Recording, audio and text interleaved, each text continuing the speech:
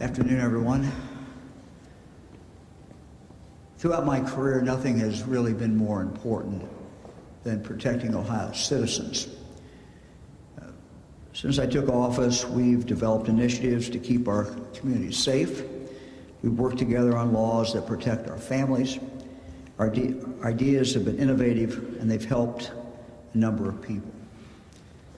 But it's those on the front lines, who are living this mission every single day. Our police officers, our sheriff's deputies, our troopers, our paramedics, EMTs, and our firefighters. Our Homeland Security agents, our emergency management personnel.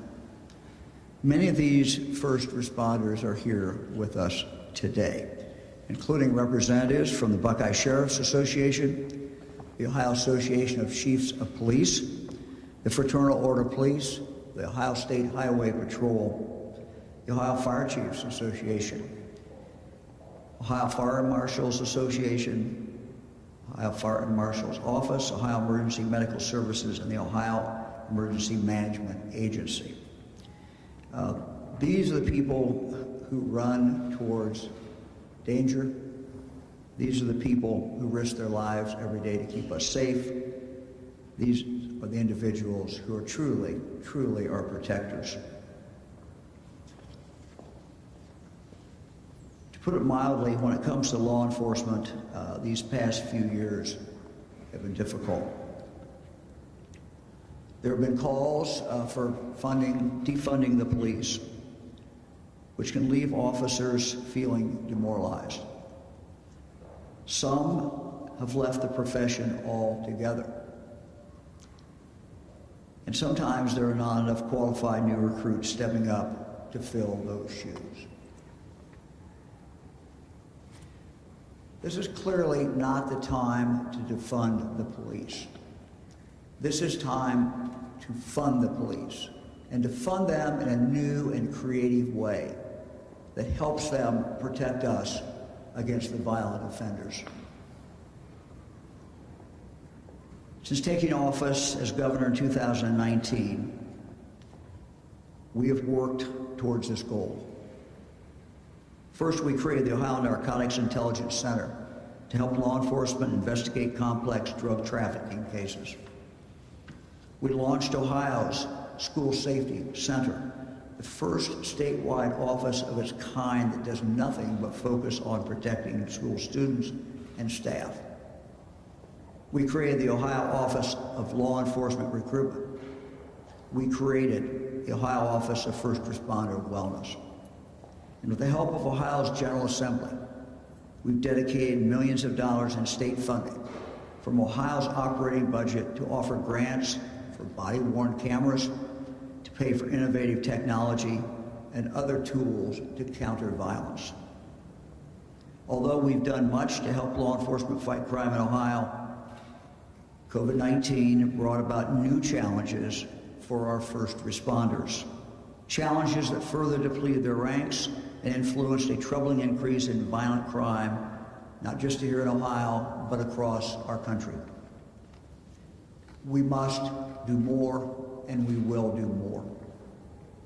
We today have, I believe, an incredible opportunity. An opportunity to more easily identify the violent criminals who illegally possess weapons and who use them without regard for who gets hurt. We have an opportunity to increase the speed at which we can identify the drug dealers selling the narcotics that are killing so many who are suffering from addiction. We have an opportunity to identify rapists faster before they attack again. And we have an opportunity to protect our protectors, our first responders who are repeatedly traumatized by the pain they encounter, they see day after day after day. Today I'm here to announce a new proposal to devote $250 million toward helping our first responder agencies recover from the impacts of the pandemic, to rebuild their ranks, to help fight back against crime, and to focus on our first responders well-being.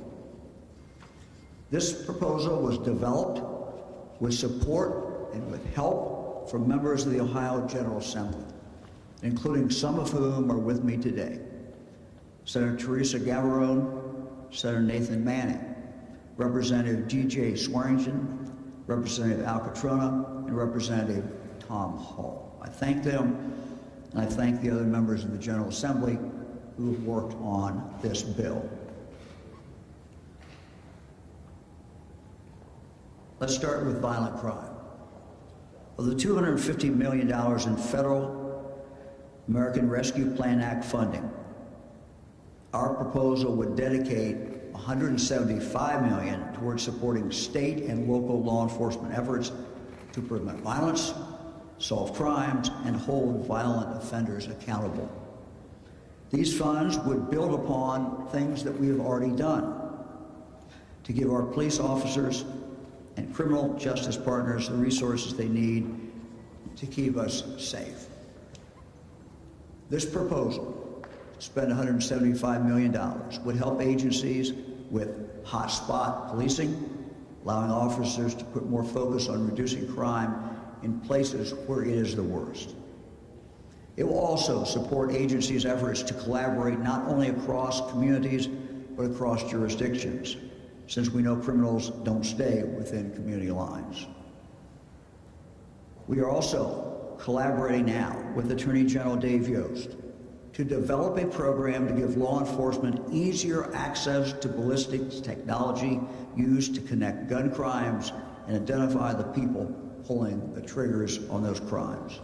Right now, there are guns and shell casings in evidence rooms across the state that hold a wealth of information, but they haven't been analyzed because the process for local agencies is cumbersome and complex. They need help. We intend to give them that help. This proposal would also help clear up backlogs in our crime labs and coroners' offices that have gotten bigger because of the pandemic. We're working with Attorney General Yost on this. He runs, of course, the state crime labs, and it would help those crime labs. But this would also benefit local crime labs across the state as well. By speeding up chemistry, toxicology, DNA, and other testing, this will help pick up the pace of investigations and decrease the time it takes to identify drug dealers and other criminals. Let me now turn to wellness and our first responders. This proposal would also direct a total of $75 million towards supporting the resilience, the recovery, and recruitment of Ohio's first responders. We ask our police officers day in, day out to do so very much. We ask them to deal with, frankly, the worst that society has to offer: the murderers, the child abusers, the rapists. Our troopers and EMS providers respond to horrific car accidents where they see unimaginable trauma. Our firefighters run into burning homes where residents couldn't make it out. They see so much. They see so much trauma. The cumulative effect of all this takes a serious toll on our first responders. The pandemic has only worsened these issues. That's why we must offer more services to help our first responders confront the trauma of the jobs that they hold. We need to protect them so they can protect us. Right now, there simply aren't enough peer support programs that our first responders can turn to for help coping with the horrific scenes they regularly encounter. Our proposal would help our first responder agencies create their own wellness programs and bring in suicide prevention training focused specifically on the challenges our first responders face. I know the FOP and other organizations already have worked and have been working diligently in this area. We would help them and give them more support. To do that, we would also give departments the ability to create these programs. Our proposal would also devote a good portion of money towards recruitment and retention efforts, because when staffing levels are low, the burnout levels of those who are working is high. This proposal will also devote funds to Explorer programs, to engage high school and college students who are interested in first responder careers, similar to the College of Law Enforcement program, the College to Law Enforcement program I announced in May. As experts in this field have told us, if you're really serious about recruitment, many times you have to grow your own, and this is what this program does. We would also provide tuition assistance for students and cadets who can't afford the cost of basic training, so that we can bring our forces back to pre-pandemic staffing levels. And our proposal would fund community police relations. Community police relations efforts to strengthen the relationship between law enforcement and the public that they serve. Overall, we envision that these funds would be awarded to local entities in the form of grants. Grants managed by the Ohio Office of Criminal Justice Services and the Ohio Emergency Management Agency. And these grants would be flexible to give local communities, local departments, the ability to design programs to address their unique community needs. We want our law enforcement and first responder entities to tell us what they need to best address increased violence and encourage first responder resilience, and this is what we will do with this program. Let me now turn to Lieutenant Governor Husted, who will talk more about our proposal and how it would also improve the state's technological resilience based on gaps identified during the pandemic. Lieutenant Governor?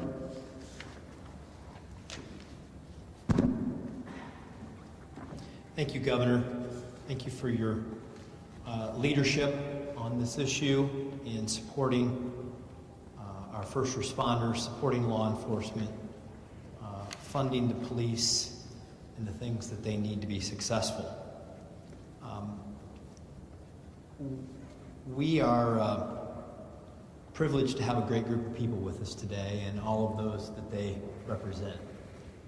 They are on the front lines, they and their colleagues are, and we owe them our gratitude and our support.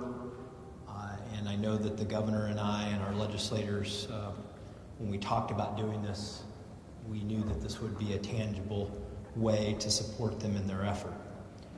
As the governor said, the part of the plan that I am discussing has to do with technology and resilience and support in that area that will help. We'll use $75 million to help Ohio's first responders in that respect.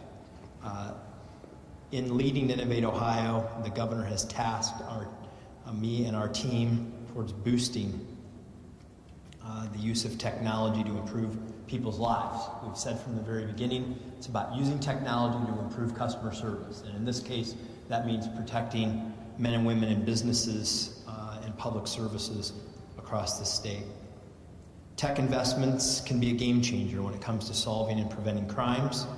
As law enforcement is adding technology and data sharing improvements to their toolkit, we know that criminals are also doing so. Specifically, cyber attacks are becoming more and more common, and no one is safe from this, including law enforcement officials and other first responders. Cyber criminals are becoming more advanced, and we need to invest in the infrastructure and the people to get ahead. That's why this funding will be used to support technology resiliency and addressing gaps in emergency response technology encountered during the pandemic, related particularly to communications in our technology systems, information sharing, and cyber security. In the first year, the First Responder Resilience and Recovery Grant Program will allocate funds toward technology upgrades to prevent cyber threats and assist first responders as they carry out these services for their respective communities. This includes cybersecurity resiliency to protect critical infrastructure for local and state partners, including education and outreach to public and private partners as well, such as best practices in education and outreach activities, planning, training, and exercises that mimic cyber attacks. We often call these tabletop exercises. We did those when I was Secretary of State. in addressing election security. This will enable more of those kinds of activities to occur at the local law enforcement levels. So as they think about protecting water infrastructure, utility infrastructure, other kinds of technologies and services that may be vulnerable and which they have the charge to protect. And it will also include misinformation and disinformation education campaigns so that people can have the facts. Funding will also go towards developing response capabilities to help locals navigate ransomware attacks and to protect, as I mentioned, the critical infrastructure, but those ransomware attacks are common and getting more sophisticated. We need to continue to provide support for local first responders to protect themselves and others.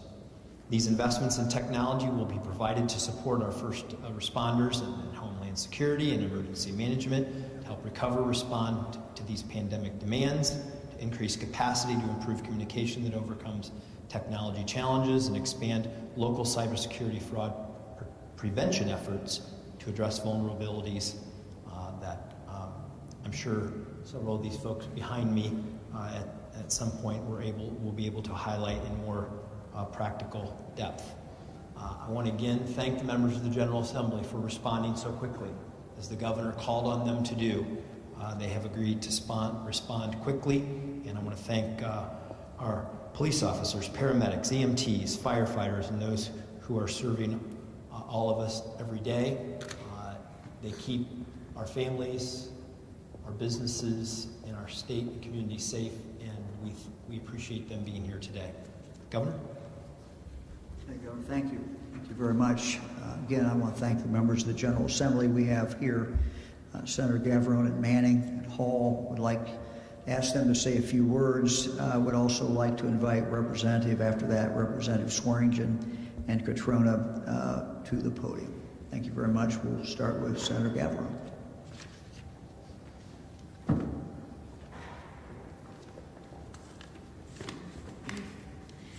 I want to thank you, Governor DeWine and Lieutenant Governor Husted, for this exciting announcement and for having me here today.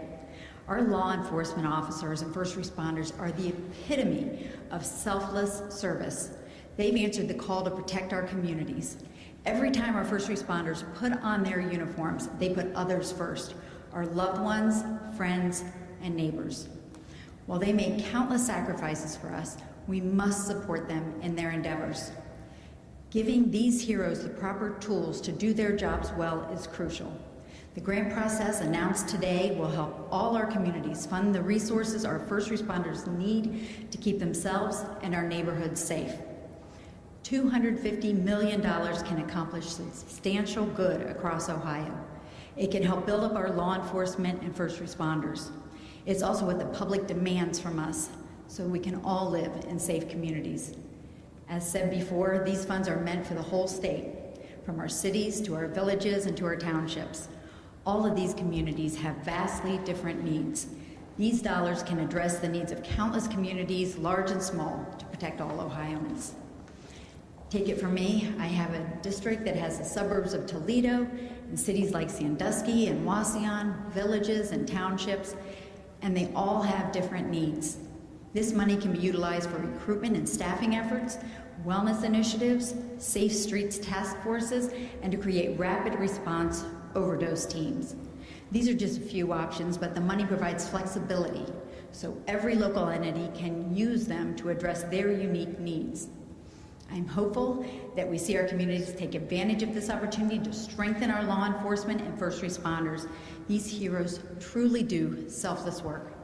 Again, these dollars can accomplish substantial good, and I'm excited to see the amazing work that comes from this grant process. Thank you very much.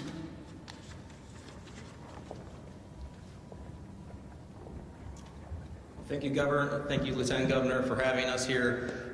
Let me first say it's truly an honor to stand with all these amazing men and women, true heroes in our society. I'm really excited that the Governor's office and the House and the Senate were able to come together with this great plan.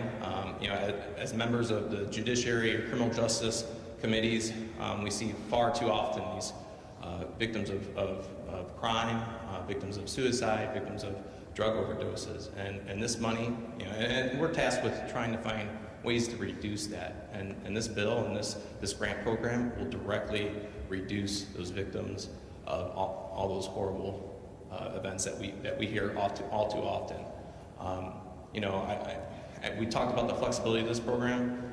I hear from whether it's organizations or different departments, many of these grant programs are so restrictive that they might need resources at their department, but they're unable to qualify.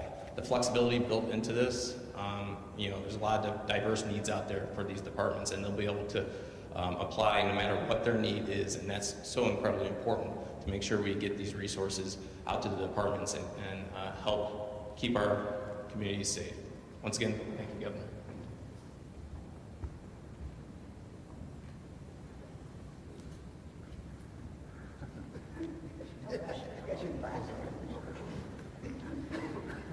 Yeah, we would just like, from the House side of things, we'd like to take the opportunity to thank the Governor and the Lieutenant Governor for inviting us here today for this great initiative. The only really thing we can express at this moment is heartfelt thanks and gratitude for the men and women who are first responders in our communities and our state. They really deserve this. They're the ones that are running towards the danger, they're keeping our communities safe, and they're keeping crime off the streets. So it's an honor and a privilege to be a joint sponsor on this legislation with Representative Cutrona in supporting them and their efforts in our local communities. And we think at the end of the day, this makes our first responders better, and this makes our state better. Thank you.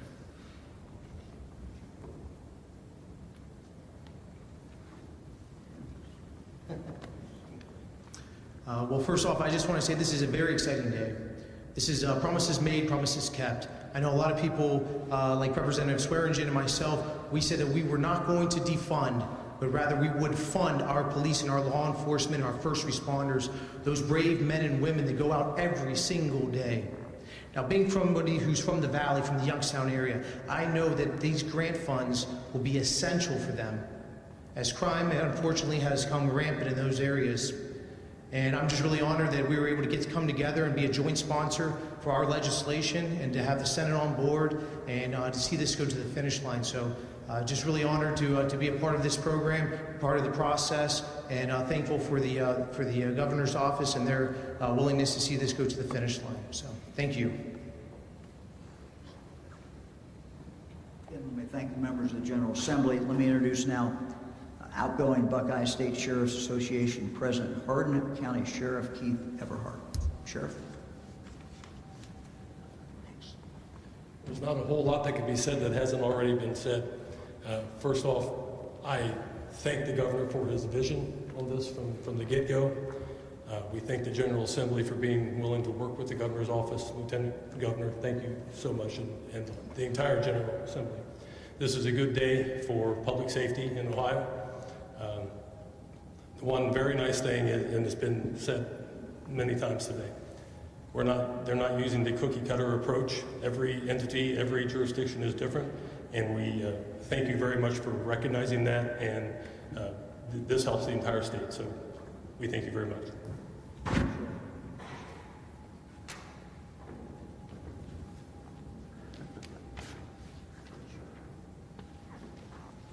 I also want to mention that we have representatives from the Ohio Prosecutors Association, and we appreciate them being here. Also members of local government who are here supporting this. Let me now introduce Findlay Mayor Christina Murrin to discuss the importance of this funding for our local communities. Mayor? Good afternoon. As the governor said, I'm here representing kind of the local voice, and as a director with the Ohio Mayor's Alliance, I'm here to share first our thanks to those who were a part of it, and as we listed so many of them today, it takes a team to accomplish true change. And over the past 2 years, I can guarantee there's one population that has not worked from home a single day, and that is our state's first responders. And as I talked to them throughout the pandemic, they kept saying, we just need to know you support us. They are willing to show up every day and put their lives on the line to keep our communities safe, to intervene when no one else wants to, and to see each of us at our lowest point. As mayors, we're responsible for making sure that every day your water turns on, your toilets flush, your roads are easy to be able to drive on, and our most important responsibility is making sure that you have a safe community. Why? Because it's the right thing to do, but also because we know that safe communities are prosperous communities. And the governor and his team recognize that. So as we look at investing $250 million, that's a lot of money. For sure, that can do a lot of good, and I know we've been throwing out trillions and billions, and so it may not seem like a lot, but I can guarantee you it is exactly what we need in this moment to continue to move our communities forward. And so in Findlay, as we're talking about how we use our ARPA dollars wisely, we talk about making innovative investments for sustainable solutions. And that's what this is all about. We're putting money towards problems that we know are in our communities that we haven't been able to move the needle on at a fast enough pace. And by making this additional investment, we'll see true change. And so whether it be in Findlay as we look at dash and body cams, or looking at mental health for our community members, or for our police and first responders, this will make a true difference. And I know we've said it a couple times, that flexibility is key. And as mayors, as we've talked to the governor and his team, that's something he is probably tired of hearing, but we appreciate him continuing to pay attention, because Findlay is not Columbus, we're not Cincinnati, we're not Middletown with Mayor Condrey, or so many other communities. But we're proud, and we all faced with the same challenges, and we want to step up to the plate to continue to serve our communities well, to bring our state out of the pandemic, and make sure that Ohio is the top competitor that we know and love and want to continue to see. So thank you for being here. Thank you for spreading this message and making sure that those across the state know that we understand the importance of investments into our safety services, and though it may not seem like a lot, we know that our teams will step up to make it a true, measurable change so that these safer communities are more prosperous. Thank you for having me here today. Be happy to take questions. Governor, some lawmakers are calling for cities and villages to pay, by one estimate, more than $200 million towards the state police and fire pension fund.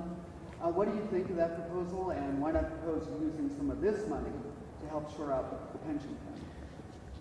Well, I'm going to take a look at that. This is a discussion that we have to have. We owe an obligation to our police officers, retired police officers, to make sure that they have what they were promised. We have to figure that out. So we're very open to a discussion about how to do that. This money is different. This money is designed to give local law enforcement some of the tools that they need to protect us. We've gone through a very difficult time during the pandemic. Pandemic has added to the burden of law enforcement in many, many ways. We have to help them at this point. I believe also that we are strictly prohibited from using this funding for that purpose. So our OMB director is not here, but I see a lot of staff heads nodding, so I think I'm pretty sure on that one. Yeah, these are federal dollars, and we have to follow what the federal government tells us we can spend them on. Is this all from federal sources? Is this all from the... Yes. Yeah, the two. It all is. It's all the ARPA dollars. Hello, Governor. This is a question for you and for maybe any of the other folks in law enforcement circles. So back in April, you had an announcement with Representative Abrams and Representative Plummer on kind of on having a police reform bill, basically establishing kind of use of force databases, establishing an oversight board, a licensing system for police. So it's almost the end of the year now. I'm just curious as to what the status of that is, and also why the delay. Yeah, look, I very much support the police reform bill that we put forward. It is a bill that was worked out over a number of months with community groups as well as police groups, and there is really no reason that we should not move forward in regard to this bill. So we, feel that the bill helps to protect the police and it helps to protect the public. And these are reforms that are timely and reforms that need to be made. Do you expect this bill to be sent to your desk this week? Well, that's a question more for the Speaker and the Senate President. But this is something that we have discussed. Obviously, as you see, the members of the General Assembly who are here, they might have a better idea of the timing. I try not to get into the business of the Senate and the House. If anybody's got it. To the Governor, Lieutenant Governor, or anyone else that can speak to this, back during the community police group that was developing the wellness standard, there was kind of conversation by officers, or at least the one officer that presented his personal experience, that he felt squeezed or pressed not only by events in the community or by community expectations, but by threats. And that they sometimes felt like they were not supported by the leadership of their departments, and that it was a significant kind of worry and consternation for them. So, to what extent is that being discussed now? I know the funding may not be anchored to that, but what's the conversation around officers receiving support, not only from their own? Yeah, I don't really have a comment about that. What I do know is that nationwide and in Ohio, we're losing too many officers to suicide. The stress on police is always great. The pandemic has not helped that. It's made it worse. I think controversies, have made it situation that we're in today in the last several years. Different high-profile cases have certainly not made it easier in regard to the recruiting of police officers. So this bill is focused on recruiting of police officers, but it's also focused on the obligation that we owe to every police officer in the state of Ohio. Police officers, men and women, are doing jobs that others are not doing. They're doing jobs that we don't have to do every day. They run towards danger. They do not run away from it. When they get up in the morning and get dressed and put on their uniform, members of their family, I'm sure, look at them and wonder what are they going to encounter that day. And they probably wonder what they're going to encounter as well. So we owe this to these men and women who are out there protecting us every single day. You talked about how part of this bill is looking at police community relations. Can you speak a little bit more towards that? Because this is obviously a lot of funding for the police side of things, but what can the community expect? Well, look, innovative chiefs, innovative cities have come up with different forms of community policing. And that certainly is one of the areas that could be funded under this bill. So what this bill really does is it says to the local police department, here are the big goals, and these are not dissimilar goals to what goals we always have in law enforcement. And you can design your own program for your own community. Tell us how you're going to do it, and you have a great shot of getting it funded. So community policing would certainly be one of the areas that would be covered. What are the outcomes on the grants? Will it be competitive or first come? Yeah, these are going to be competitive grants. The Office of Criminal Justice Services will set up the parameters of that. I have told them and told them in front of all the officers behind me just a few minutes ago that I was in a pretty big hurry, and we should make this as simple as we can, but we also should try to get the money out as quickly as we can. Now we're getting a little ahead of ourselves because we have to it needs to pass in the General Assembly, needs to be signed by the governor. But once that happens, then the Office of Criminal Justice Services, Carlton Moore, has my specific instructions to move as quickly as possible.